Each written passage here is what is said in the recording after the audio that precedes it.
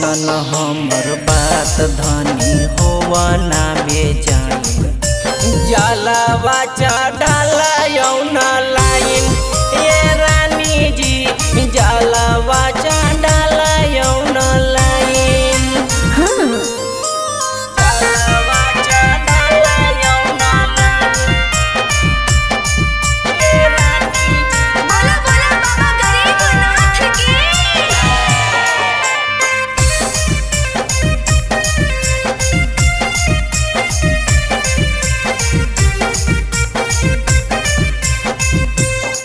हजी बड़े दिन से लाला सलाह गल हकई हमर पिया देवा घर जाए के मन तर सोहै जिया बुझला। अगे जिद मत कर धनी कठिन है डहरिया खाली पैर कैसे चढ़मी सुइया पहरिया चलो दिला दो गेरुआ रंग के साड़िया डिजाइन चलो दिला दो गेरुआ रंग के साड़िया डिजाइन।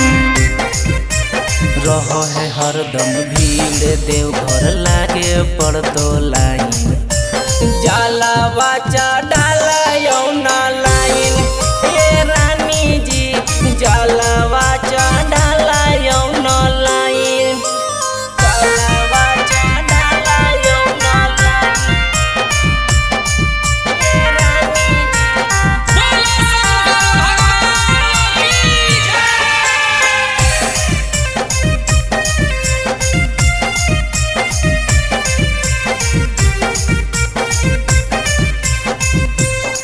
हजी बड़े नामी हकई हरियर शंखा चूड़िया पोला दर्शन करा द दुखवा हर लेकिन भोला बात बुझ। अगे हो जो रेडी है गे धनिया जुट गे लई सब टोला बोल बम बोल के सभे कवरिया पियो है भांग के गोला चुनु कोहबन बुकिंग करो गाड़ी हो फलाई चुनु राजस बुकिंग करो गाड़ी हो फलाई।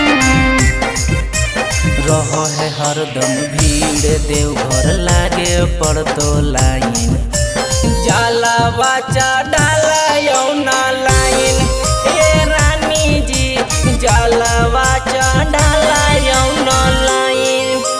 नहीं जी।